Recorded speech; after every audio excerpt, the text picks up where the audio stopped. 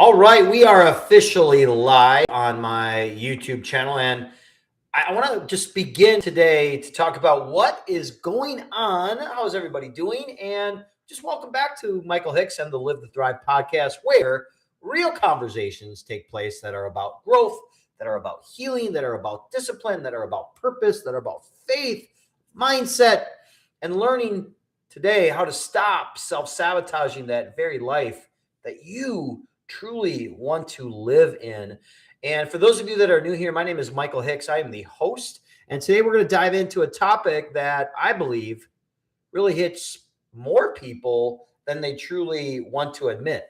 And what I'm going to be talking about today is the cost of actually playing small.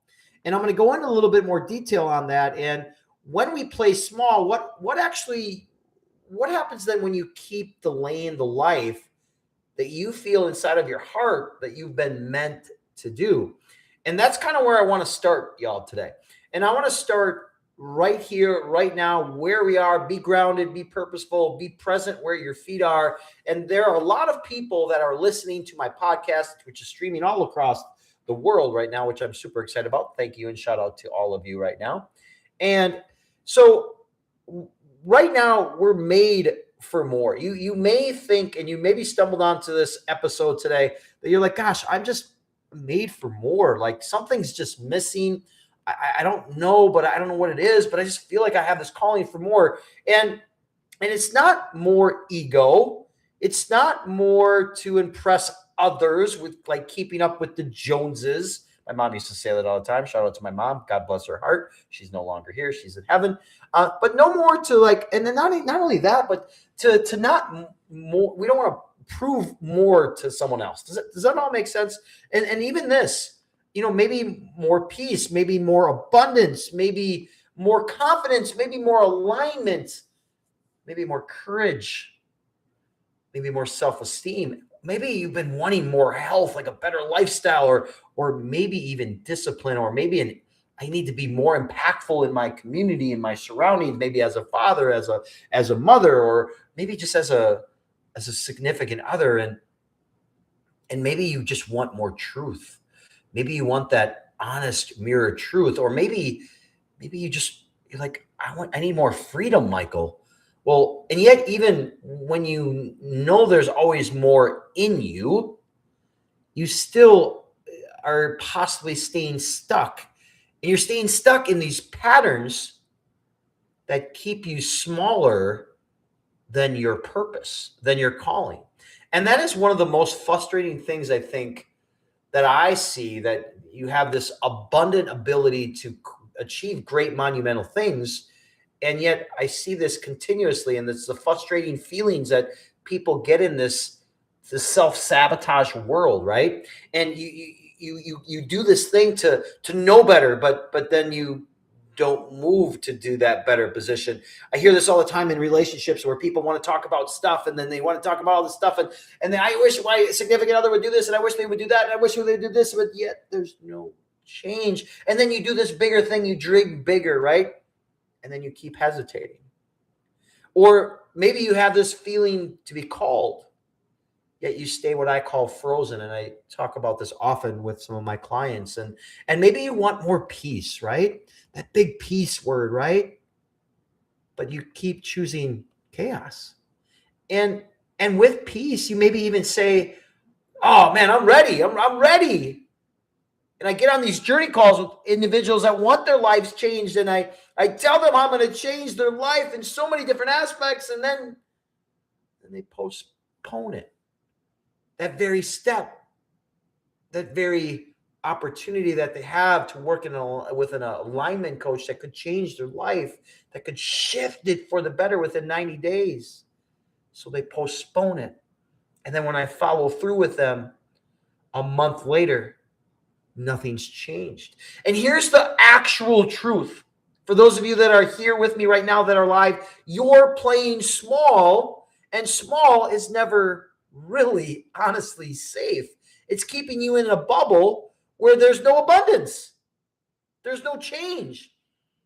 And it just feels familiar, right? How many are there right now? Raise your hand. You know you're with me. That's why you're listening. Your playing small costs you. It costs you so many things, and I want to break them down for you. It costs you your time. It costs you what I use as momentum as people start this New Year's resolution. Now I'm going to be fit, and I'm going to go to the gym, and you last for a week. And then I go to I remember I always do every single year since I was 18 years old, I've been into fitness, and I'm going to be 53 monumentally, God willing, that I'll be there. And you drive to the parking lot, and it's so packed, and you got to drive you got to park a block away to walk, which is fine. It's a great warm up. But now I got front row parking again because you lost your momentum. You lost your confidence. When you play small, it costs you the time. It costs you the momentum. It costs you confidence, and it costs you your abundant, true identity. And you know what else it costs you? All the time, relationships. You suffer. And it costs you peace. And eventually, that cost that you've been waiting for, the right moment, that right opportunity, you then keep lying to yourself. So then what happens is you lose the trust that you had for yourself. And now gluttony sets in. And now self-sabotage sets in, which I'm doing a free webinar on me. So make sure you check that out. It's coming out soon. It's something you don't want to miss. It's going to be so awesome. I've been working on it. And so today I really kind of want to talk to you about why people constantly play small, and what it really is costing them. And actually, I want to align it too then with scripture about how, when living buried in a fearful state, and how I've seen clients that I've worked with begin to break these cycles and step into something so beautiful, so more aligned, and so more healthy, and even, for lack of a better word, powerful. So wherever you are right now, and you're catching this on the live or on my YouTube channel, I just want to say thank you. And if my podcast has really been resonating with you, could you just kindly send it to 5 of your friends, or hit that star button, the subscribe button? Because what's great is when I do go live, usually for my subscribers, they get instant access to me right away. And you can check that out on my YouTube channel or in any of my show notes that I have. So wherever you are, if you're driving right now, if you're just aimlessly, doomingly scrolling, and you stumbled onto this, thank you for being here, first of all. And maybe you're working out. I know often when I'm working out, it's so crazy. This is a little bit off topic, but I think this is relevant for what I'm going to say is I don't listen. My mind is now at the time frame in which I've had, because I've worked on myself so much, my mind's at a peace state where I don't need rap music and ghetto banging music. I can listen to the Bible as I work out, and people are like, man, that's weird, dude. Well, it's not weird. It's because my mind is not chaotic anymore. My mind's peaceful. And then I can hear that, and that resonates with me. So wherever you are, if you're driving, if you're working out, if you're walking, if you're just maybe drinking your coffee, I want you to just take a deep breath with me today. And I want you to kind of just lean in. And this is not just about information today. This is going to be an invitation for you to actually stop playing small, and what it actually looks like if you get out of that endless rut or that endless merry-go-round. All right, let's jump in. So what actually playing small actually looks like? Let's chat about that today. So when people hear the phrase playing small, they often imagine somebody with no ambition, right? Right? And then somebody maybe that's lazy, that is on the couch eating potato chips during this March Madness thing. Or maybe someone that's just unserious. Or maybe it's someone that has no vision. Yet that's not what I usually see with clients. Is in fact, many people who play small are thoughtful, are gifted, are caring, are intelligent, are maybe spiritual, in alignment in some sorts with God. And they're also deeply aware, and they're not empty, and they're not overloaded, and they're not lazy. And they're certainly not divided, and they're not weak, and they're just often, you ready for this? Wounded. Because I've been there, and I can speak to that truthfully and from my heart. Is playing small does not always look like doing nothing. It often, and even sometimes, can look like staying in what is ever comfortable, but it's draining, right?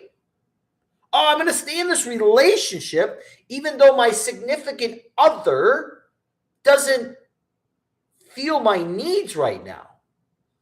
I feel alone, but I'm going to stay there because it's comfortable, but it's completely draining for me. Or maybe it's the overthinking and worrying train. And it was a great sermon today. Pastor Rob, shout out to Pastor Rob at Fox River Church. Went there today with my girlfriend, and it was really great sermon about worrying, and that's a whole new different aspect. But maybe you're constantly overthinking instead of deciding, right?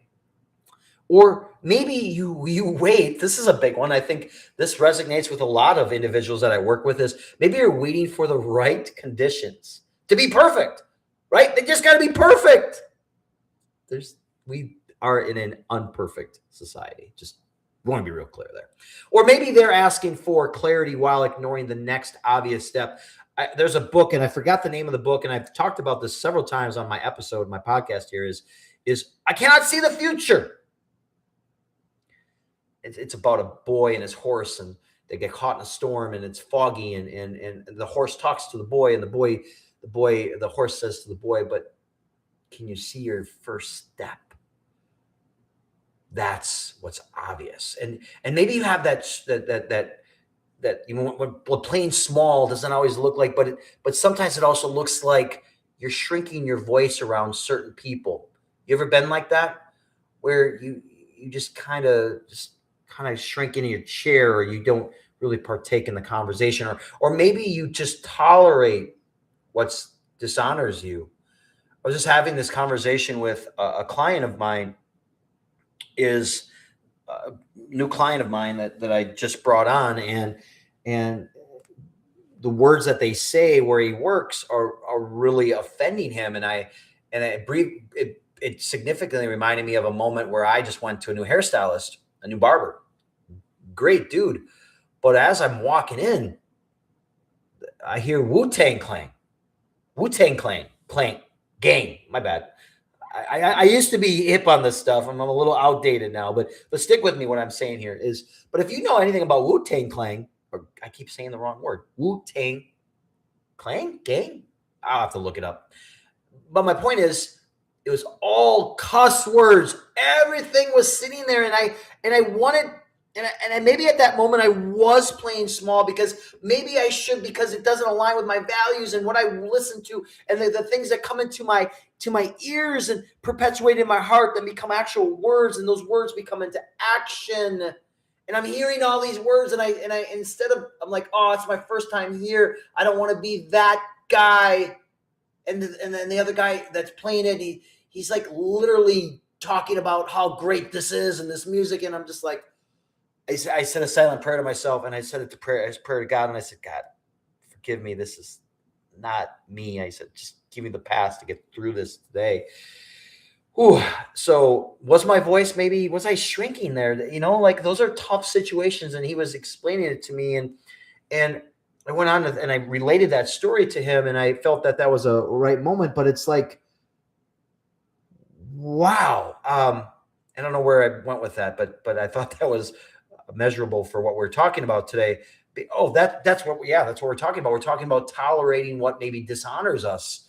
And that was a dishonor, and I was tolerating it, but I almost was asking God for forgiveness at that time, because I didn't feel like my voice had a strong enough impact to say something. Maybe I should have said something. What do you think? Just let me know. But here's what I want to say. I was obviously delaying the conversations that I needed to maybe have, right? Or maybe you're also like settling in relationships. Oh my goodness. Did I settle in a relationship for like 6 or 7 years? and I settled. It was so unhealthy. It was so toxic. It was tears in the eyes going to Easter service. And those weren't tears of joy. They were of sadness. And maybe you're settling in the work that you're in, or maybe you're settling in the purpose that you're in. And that's what playing small is. And also what playing small is like keeping one foot on your old life, or like how like the door closes, but yet you still have your foot in between the doorway because you don't want it to completely close because you're just praying for the new one. I'm telling you, your old self is self-sabotaging you. And I'm going to talk about that on my free webinar, which is coming up a day after my birthday. I'm doing it for free because I want to give you guys some really good stuff. And the other thing is what playing small looks like. Let me get a quick drink of water here. Is you always say, I'm working on it. Great. So then my follow-up to you is then, for years you've been working on something with no measurable movement? Like what are your SMART goals? Oh, I'll get to it tomorrow. But you never do. That's what playing small looks like. And that is honestly, it's a really heavy place to live in. Because outwardly, you still look like you're functioning normally, right? You got the smile because your smile is that business card, the actual business card of who you are, your DNA, and you still go to work and you still show up maybe for church once in a while, or maybe you still tell everybody, oh, I'm just fine. Yet inwardly, something's off, right? You have the tension between who you really want to be with this person that you say loves you and who you are just currently being. Yet you want to talk about it. Yet you want to complain about it. Yet you want to use every single excuse, but never taking the first step that I talked about earlier on this podcast. And you know what happens is when this is repeated over and over and over, it builds tension. That tension leads into, frustration. So, a lot of people are not tired because they're doing too much. You get tired, and I hate the word because, but just stick with me here. You're tired because you're resisting what you know you need to do. Woo! I'm preaching today, huh? And that internal resistance, you ready? It's costing you so much more than money. It's an expense on your life that doesn't change it. I want to pull up a scripture here really quick and talk about this. In fact, it says in James 4, verse 17, it says, so whoever knows the right, this is crazy. This is crazy. And I get excited about talking about this because I just do. So whoever knows the right thing to do and fails to do it, for him, it is sin. Oh. Woo! Now that verse is heavy. And I want to use it here carefully. And I'm not here to shun you and say you're bad or excuse me, and all these things here. It's not about condemning you. It's just really about the conviction. And about the burden that you've been living in. And there's a next step that can continue to do, but yet you're negotiating with the fear instead of obeying the truth, right? Every time you betray what you know is right for your life, I'm telling you this happens all the time, y'all.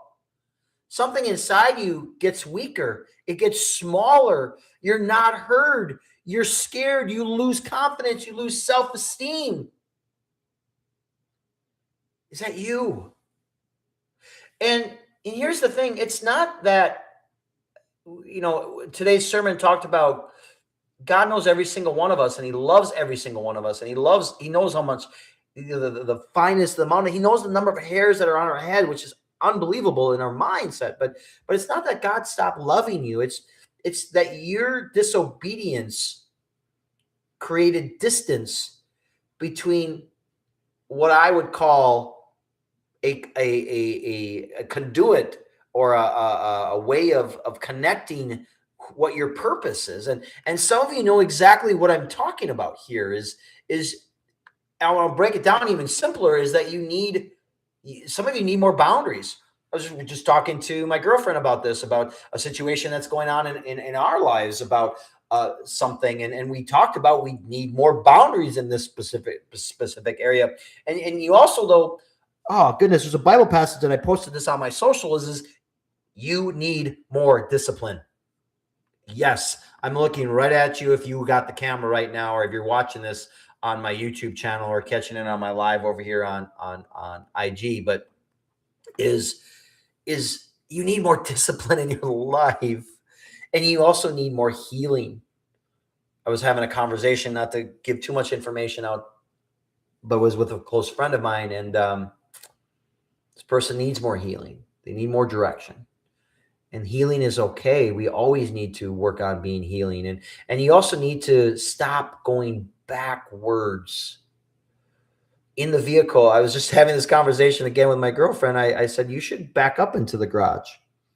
And I said, because you should start your day moving forward, not backing up. And she's like, whoever thinks about that? I said, I do. And that's why you have me. I said, because life should be moving forward. The rear view mirror in your car is a small mirror, but the windshield's large. Why is that? Well, so you don't get an accident. Yes. Besides that, right? Moving forward, right? Instead of going backwards. And you also need to take care of your body, people. Take care of it. That's what I mean, is you got to stop waiting for permission. You don't need permission. Just do it. And you don't need to be forgiven.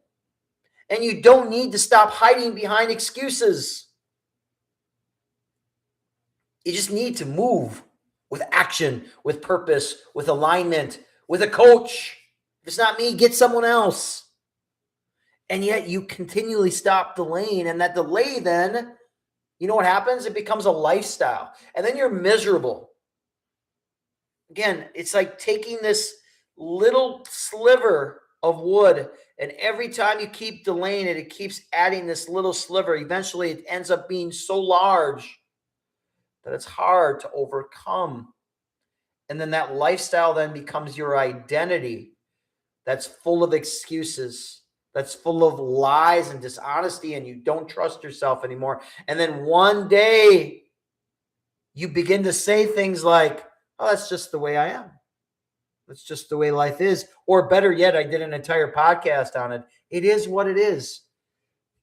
I got my hand on my face with the emoji and like, it's not, it is what it is. You control that aspect. It's not. And you may be how you've been operating. That's who you are. Yet that's not the full truth on who you want to be. Right? So why do people play small even when they want more? Well, let's break that down a little bit. And I want to get really honest with you. Like, I want to get mirror honest with you and why this actually happens. This is my experience from what I see with working on myself for years of becoming a better human being. And not only that, but just with my clients, because people do not usually play small because they enjoy suffering. They do it because some part of that smallness feels safer than stepping out to the unknown where the growth is. We talked about this. It was a sermon today that was about true transparency and stepping out in full faith and letting control go. And the deeper reasons is it's fear of failure. It's, if I do not go in fully, I never have to fully face what happens if I fall. And that's one of the biggest ones. And people think failure is what they fear most. Yet we got to fail to be exposed. And to be exposed means we learn. And without learning, there's no success. And if I give it everything, and what if nothing works? Or you say, What if I really put myself out there? And then, or what do you also say? What if I leave the familiarness? Or I got kids and I don't want to disrespect them. Or what if I start this business? Or what if I apply? Or what if I tell the truth? Or what if I make the change? What if I finally become visible? I know. I've been there. That fear is real. That fear is scary. It's uncertainty. Yet when many people don't realize is that avoiding that leap of faith creates a slow kind of suffering. And that suffering is failure hurts fast. And that regret hurts even longer.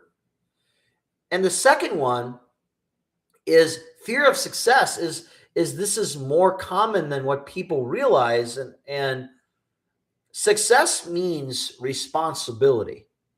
It means new habits. It means new expectations. It means you cannot keep telling the old story the same way. It also means people will see you differently, and that's okay. It also means you may outgrow some old spaces, maybe old relationships.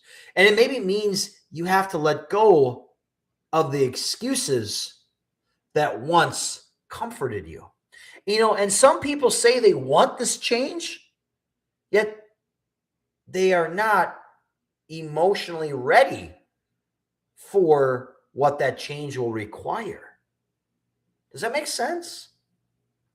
And the third one is I want to talk about a loyalty. Loyalty can actually be an old identity. And this is where my coaching really has an impact on so many people is a person can have a new vision, yet still be emotionally tied to their old self. Okay. And here's what I mean by that. The insecure version, the rejected version, the broke version, the overlooked version, the unhealthy version, the people-pleasing version, the version that survived by just staying mute or quiet, or the version that learned to expect just disappointment. And sometimes people do not know how, and that's where I come into play, is they don't know how to release that old identity because those identities help them survive that hard season into what I call a thriving future. They may be offended. Many people continue betraying themselves to stay accepted. Oh, I've got to keep up with the Joneses. I got to live this lifestyle. But you're betraying yourself. And you know what that is? That's not peace.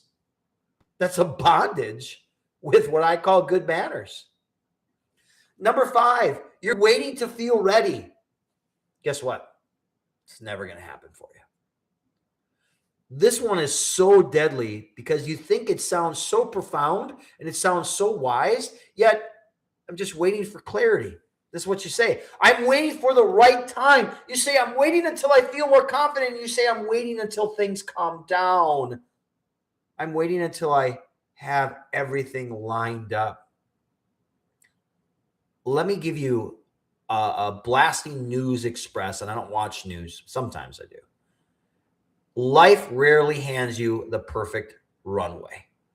I did a little bit of runway modeling back in the day. I was actually just ran into a modeling buddy of mine. We did some Jockey underwear. Shout out to Jockey in Kenosha, Wisconsin. He was like the runway model. I did a little stint with Calvin Klein, but anyway, needless to say, most real growth begins in imperfect conditions, is what I'm saying. All right. So I'm going to tie in modeling and underwear modeling into some scripture right here, because that's just who Michael Hicks is. So Ecclesiastes 11:4 talks about, he who observes the wind will not sow, and he who regards the clouds will not reap. What does that mean, Michael Hicks? If you wait for the conditions to be perfect, you're going to keep waiting. Like I said earlier, it's never going to happen. Because there's always going to be clouds. There's always going to be storms. There's always going to be uncertainty. There's always going to be a reason to hesitate. And at some point, maturity means moving with wisdom, even when You don't see the future. It just talked about this in the sermon today. It was so beautiful. And with wisdom, even when certainty is unavailable. You know the real cost of playing small? You know what it really is? Because playing small is never neutral. It erodes, which I talked about earlier, self-trust. And every time you know what needs to happen and you avoid it, and you get on a journey call with Michael Hicks and you're like, he tells you how he's going to change those pain points. You agree. You're like, oh my gosh, yes, this is the best thing since Quaker oatmeal. And then he tells you how long it's going to take. And then he tells you then, after he tells you this, do you like it? Yes. Do you think it'll work? Yes. And then he tells you the price point. And some of you then teach yourself your own convictions can be ignored. And then that you damage the self-respect that you had for yourself. Because you then begin to start doubting yourself. And it's not that you're incapable. It's because you've practiced hesitation more than an action. And that's why nothing's going to change for you. It's going to continually perpetuate energy loss. And people think that action is exhausting. What really is exhausting is avoidance. You know you got to change. And that avoidance then creates mental loops. That endless merry-go-round that I talk about, or being a car or your vehicle is stuck in a rut and your tires keep spinning, and it creates background stress. It creates emotional fatigue. It creates constant low-grade frustration. And then you get so tired due to the decisions that are following you, right? It also then, it keeps you emotionally immature in key areas. And I want to break that down for you, is you can be grown up. I see this often. You can be grown up and still undeveloped in many places. I had to go through this. And when we refuse to make hard decisions and hard choices and avoid facing the truth and avoid taking responsibility, we stay what I call underdeveloped. And what does that do? It does not make you bad, but it stops the growth where it's needed. And it also affects your relationships. Playing small in relationships look like you're not saying what you need to your significant other. You're tolerating the disrespect. You're avoiding healthy conflict. You're hiding your true feelings. You're performing strength instead of practicing mirror honesty. And you're clinging to people who reinforce your smaller identity. And then we wonder why you feel unseen in a relationship. You're hard to follow, and you still need to keep editing yourself. And what else it does, it delays impact. And then why this one matters is that growth is not just about you. There are people connected to your obedience. Though these are people who need to have your healed voice. These are people who need your example, and these are people who need the version of you that stop shrinking. And when you keep delaying the growth, it's not only your life that feels the delay.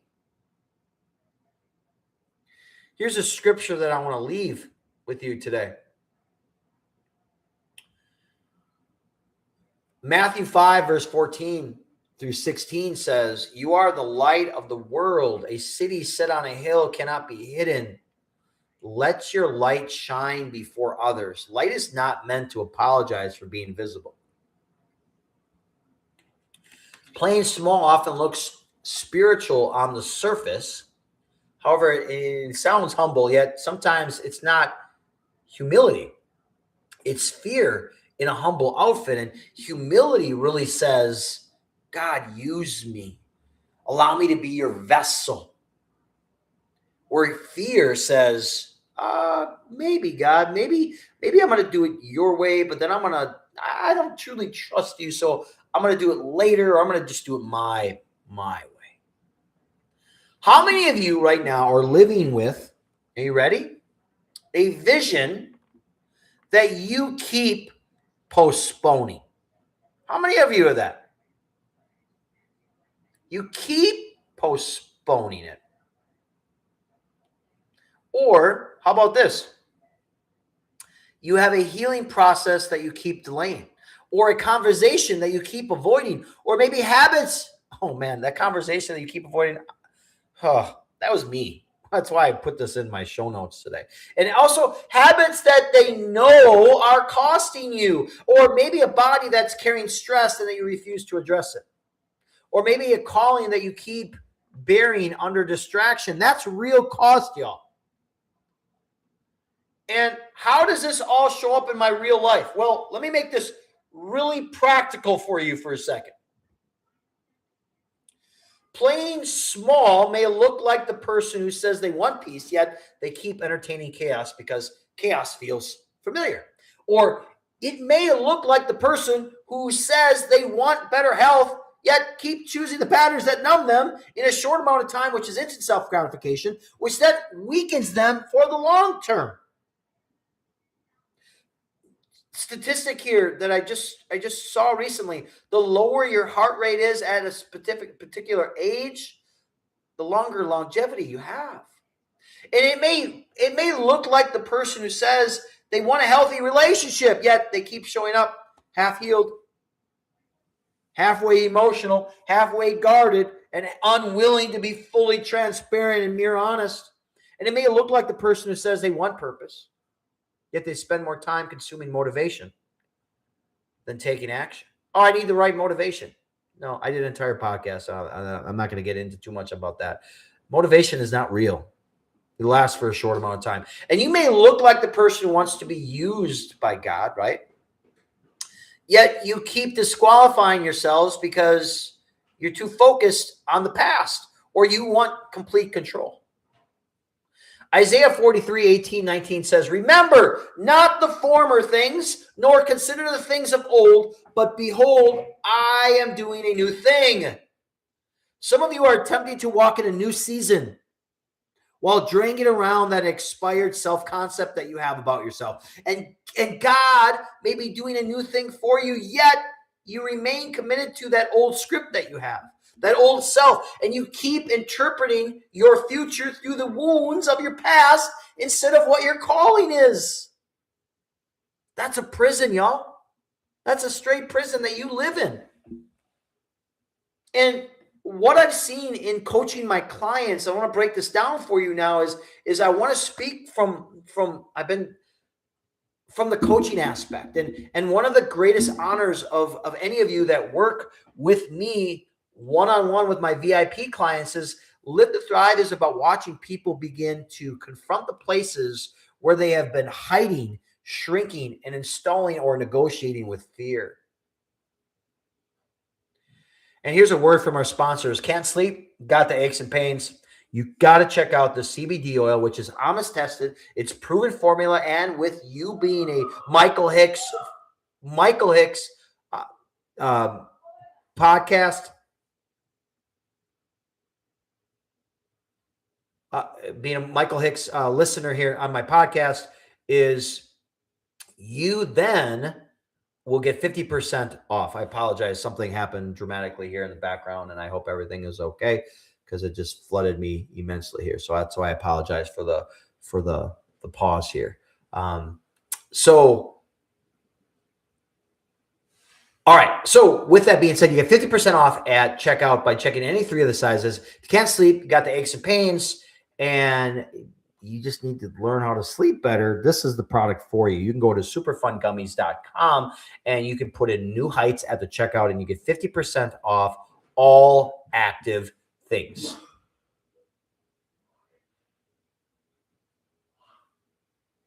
And with that,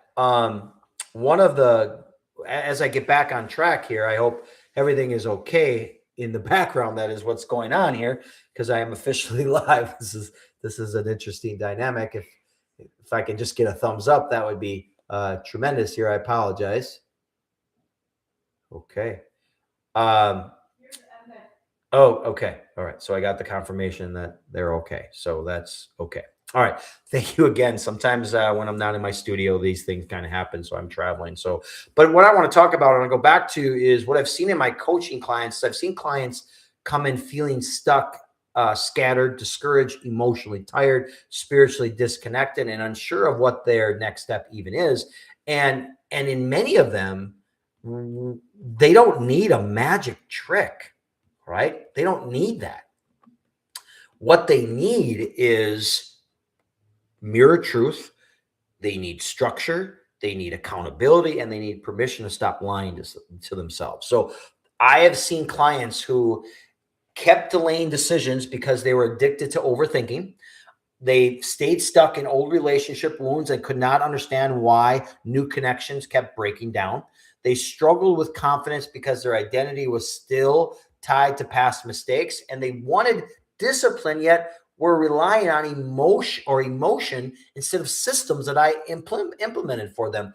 They also said they wanted change, yet were still protecting the comfort zone that was slowly destroying their peace. And here's what starts to happen when the work gets done and when they work with me. The outcomes are this, is they begin naming the truth more clearly. Clarity really changes people. And when a client can finally say, I'm not confused anymore, I'm not scared, that's progress. And when they can say, I keep blaming time, yet the deeper issue is avoidance, that's progress. And when they say things like, I have been calling it patience, yet it's really fear, that's progress. Because one truth gets named, it loses some of its power to hide. Now, the other outcome that I've had with working with my clients is they begin making smaller, stronger decisions. No dramatic promises, no temporary hype, just real, honest, truth decisions. They get more honest. They get better structure. They end the delay cycle. They have conversations. They change the routine. They take ownership and they follow through even when things are uncertain or they feel like they're a little wibble wobbly, right? I've seen people who once froze in indecision making to make choices with increasing confidence simply because they learn the movement builds clarity. And another outcome is that they stop outsourcing their life.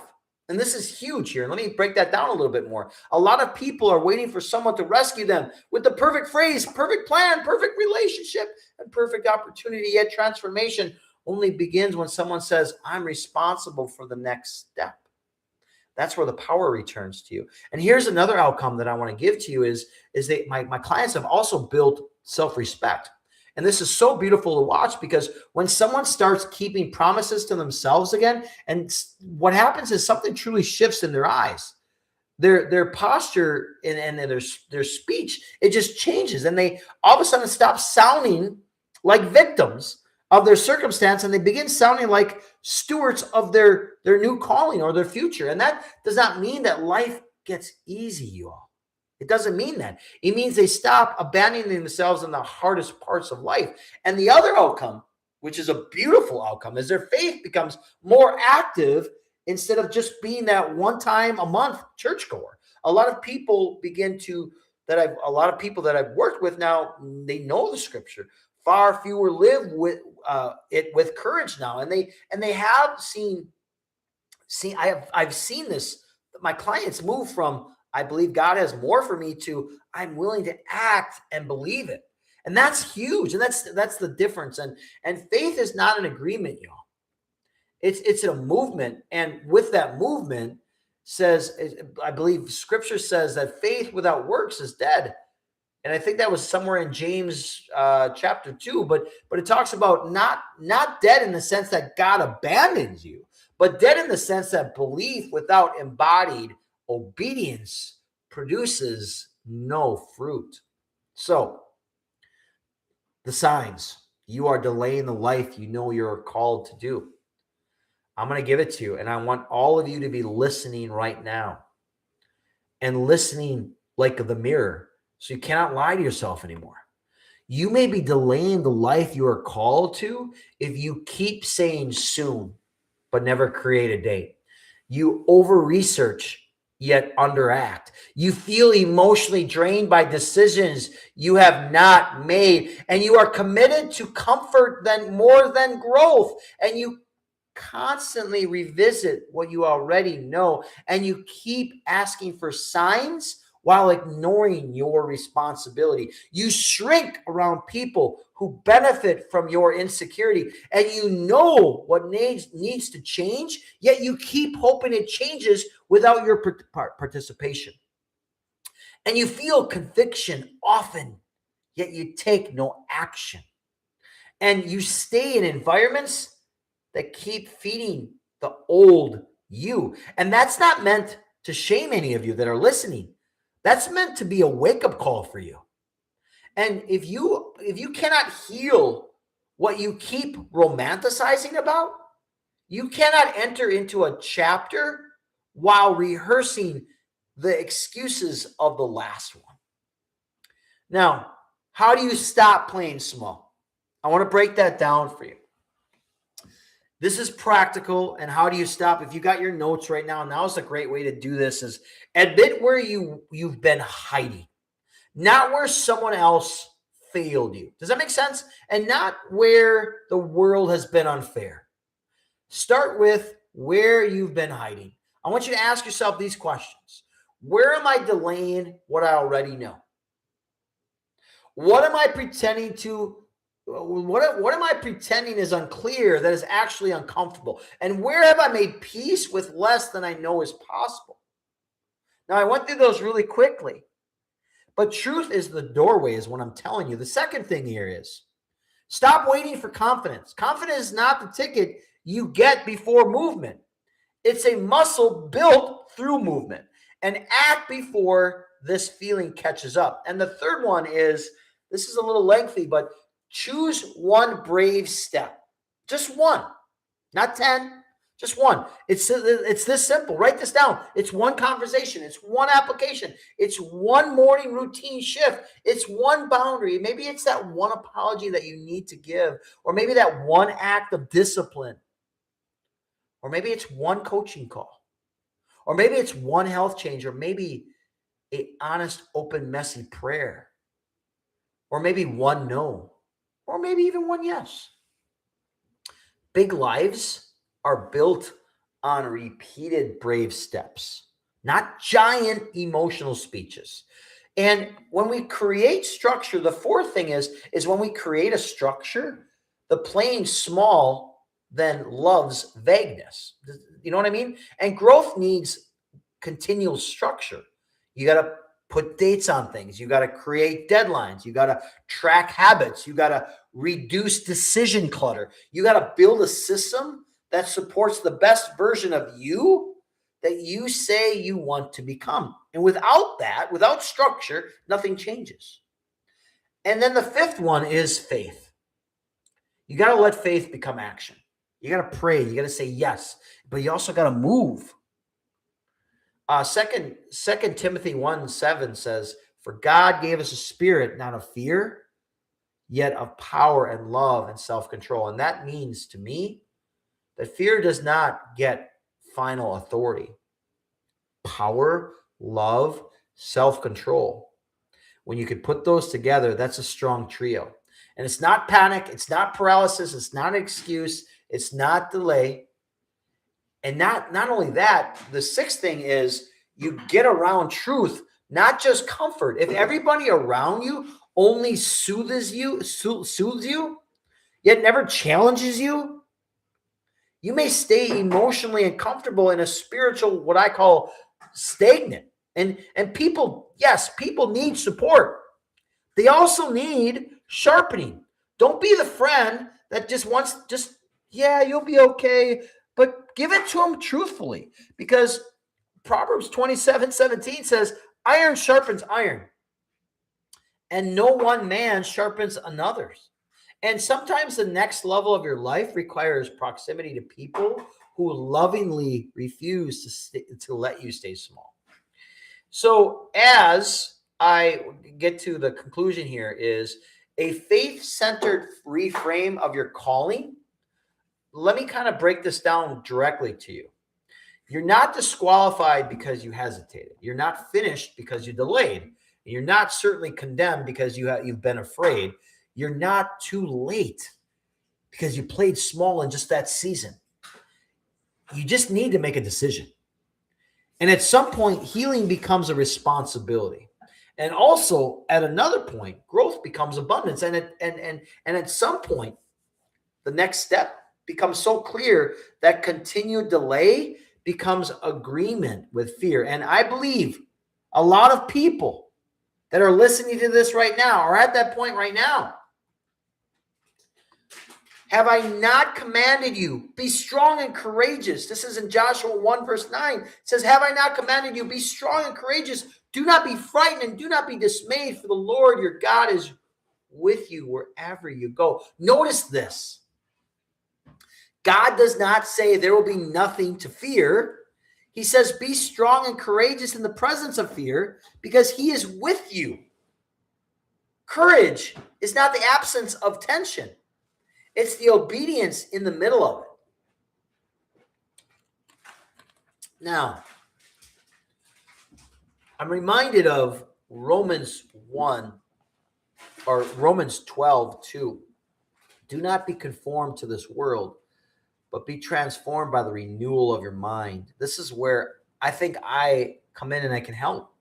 And this matters because small is often first a mental pattern before it becomes a life pattern. When the mind renews, you know what happens? Decisions change. And when decisions change, habits change. And when habits change, your identity strengthens through momentum. And then most beautifully, when identity strengthens, your life then shifts. It shifts. And I want to talk to some of you really specifically here. To the one who knows you are made for more, yet you keep doubting yourself because of your past or the past relationship that you were in or wherever it might be, your past may explain you. Yet it does not get to own you. And to the one staying in relationships and environments or habits that are shrinking who you are from your spirit, familiar pain is still pain. And to the one that keeps saying, I'm going to start when I'm ready. Ready is never coming your way. You think it is. Action is what's going to prepare you. And to the one who is exhausted by carrying a life that no longer fits you, you may not need more coping. You need more encouragement, and you need courage along with that. And to the one who has been praying for change, yet resisting the process, prayers are answered through instruction, not instant rescue. Faith without works, nothing happens. I hear this often. I'm just going to pray. Yes, prayer. Yes, the most best thing you can do. But without action, nothing changes. And to the one who feels like it's too late, as long as there is breath in your body, there is still a space for obedience. Here's a closing story today. I've watched people come into coaching with slumped shoulders and with no spirit and no direction, and they're functioning yet they're just flat, and they're surviving yet they're disconnected, and they're hoping yet barely moving. And then little by little, truth enters, structure matters, and then faith wakes up, responsibility returns, and their language begins to change. Their habits begin to shift. They stop making excuses for what's been costing them, and they stop negotiating with the version of themselves that only knows how to survive. And then you know what happens is they start becoming. And that's the beauty of this work. It's not perfection. It's not overnight miracles. It's not a miracle that happens instantaneously. It's honest transformation, and the kind that says, I am no longer willing to keep praying or paying rather the price for staying small. The kind that says, I may be scared, yet I'm moving. The kind that maybe says, I'm not knowing every step, yet I know I cannot stay in this particular place. And the kind that says, God did not bring me this far to leave me buried beneath this fear. Here's my final action for you today. If this episode truly hits you, and it's really sitting with you and really resonated with you, I want you to sit with this question as I conclude today. Is where in my life am I playing small, and what is it costing me? Not someday, not next year, not when life settles down. Now. The life you are called will require a version of you that is willing to move with courage. So tell the truth. Take ownership. And most importantly, you got to trust God every single step of the way. And if you know you are in a season where you need to help breaking self-sabotage or building discipline or gaining more clarity or healing from old patterns or wounds or strengthening your mindset or reconnecting with purpose and actually want to move forward, that's the kind of work that I do at Liv2thrive. This is for the person who is done with excuses today, who's done with the delay, who's done with shrinking and done with living beneath what they know our Heavenly Creator has put inside of them. So if this episode blessed you today, please make sure to share with someone who needs it. Send it to a friend who maybe is stuck in this hesitation mode, or maybe post it, or maybe please tag me in it. I have all my socials in my show notes. People, let people know this conversation is really here. And remember, you do not need to become someone else. You need to stop abandoning who God has already called you to be. My name is Michael Hicks, and this is the Michael Hicks Liv2thrive Podcast. Keep growing, keep choosing truth, and keep doing the work. And most of all, keep living in alignment with the life you are created to carry. Until next time, 1% better in mind, body, and soul. And always stay flexed.